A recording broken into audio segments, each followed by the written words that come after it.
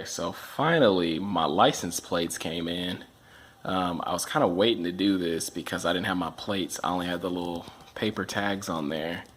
But got a couple little goodies for the car. So this is a HKS license plate frame. I mean, they had stuff that said like Miata or Mazda or MX-5 or Zoom Zoom, but all that stuff seemed kind of weak. You know, I'm kind of trying to go with a JDM theme here. So got the HKS plate.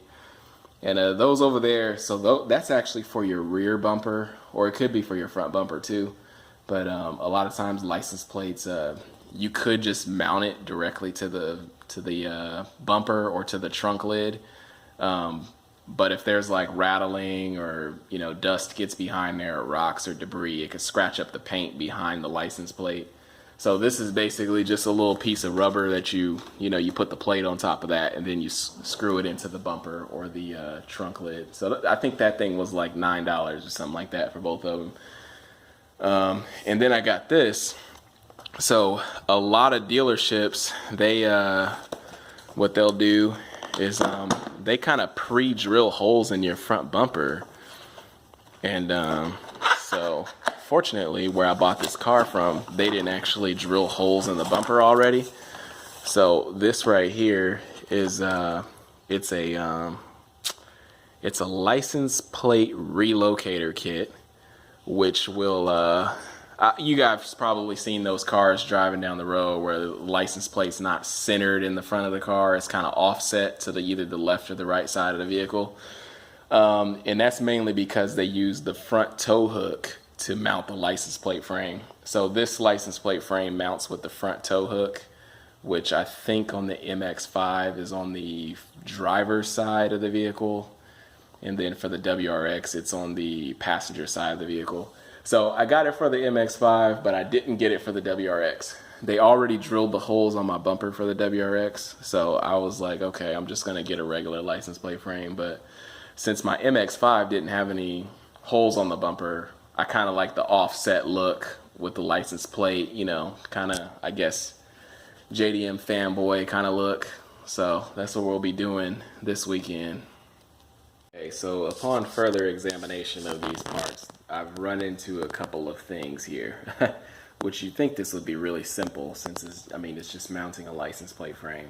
But if I choose to use this, the rubber backing, I can't use that with this because the rubber backing won't fit inside of this plate. And a second thing about this frame, the way my state is, the name of the state is mounted at the top of the plate, and it kind of cuts off the letters here. So I think it's gonna kind of look ridiculous if I have this frame over my state plate, because it's going to cut the state's letters off, so it's going to kind of look weak. So my choices are, well, I guess I kind of just have to run this without the frame, and then just run this on the back side, and then it'll just be essentially just the plates, so I won't have any HKS branding anywhere. So I guess these frames are kind of a waste of money at this point. And it should give it a nice clean look, because on the front side it'll kind of give the effect of like a floating plate, and then on the back it'll kind of just be, it'll be like a thin rubber frame around the plate. So I guess it'll kind of give it more of a, I don't know the word I'm looking for, but just like more simplicity, I guess, like kind of how people debadge their cars and stuff. Just makes it look a little bit more simple and clean. Alright, so ain't a whole lot to this. It's basically just 2 Phillips screws. So take those 2 out. Really easy. Takes like 2 seconds. Now you're left with some options. So there's a hole right there. There's a hole right there. There's a couple of other little indents, like in case you were to move to another country and the license plate size is different. But I'm using that one and that one. Alright, so the next thing I'm going to do, place this in there. There's a couple holes down there for like water drainage when it rains and such. So it's going to mount this direction. There's only 2 screws, so there's not on this particular car, those two aren't there. So I'm only concerned about these. And basically we're just gonna tuck the plate in between all the rubber, and then we'll put the 2 screws in there, and then it'll essentially be good to go. And then since your rubber backing will be here, the edges of this plate won't scratch up your paint.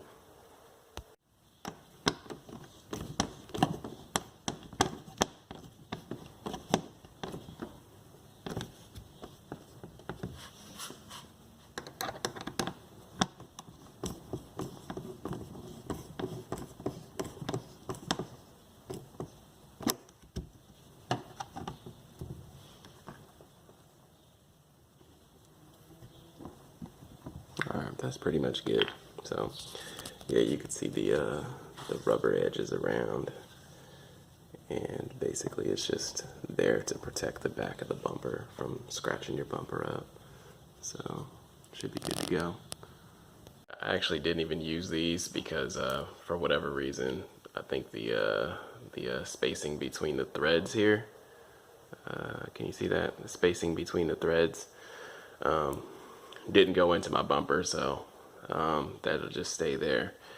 So for the front kit, so you got, let's see, you got 1, 2, the frame, and then you got these 4 holes, or these 4 screws that are gonna go right into those machined holes there. So this one should be pretty easy. Just a few tools used for this. What is this? A 7/8. This is a 15 millimeter, and I can't remember what size that is, but if you have a set of Allen keys, you should be able to figure it out pretty quick. Also an extension. I think this is a 1/4 inch drive, if I'm not mistaken.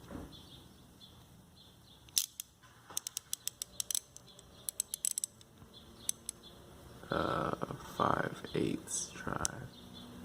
No, 3/8 drive. 3/8. Alright, on the front side of the car, so this is where this thing is going. So you just pull that out, and you can see where we're gonna mount everything. So let me put this in there first. So that piece goes all the way up in there.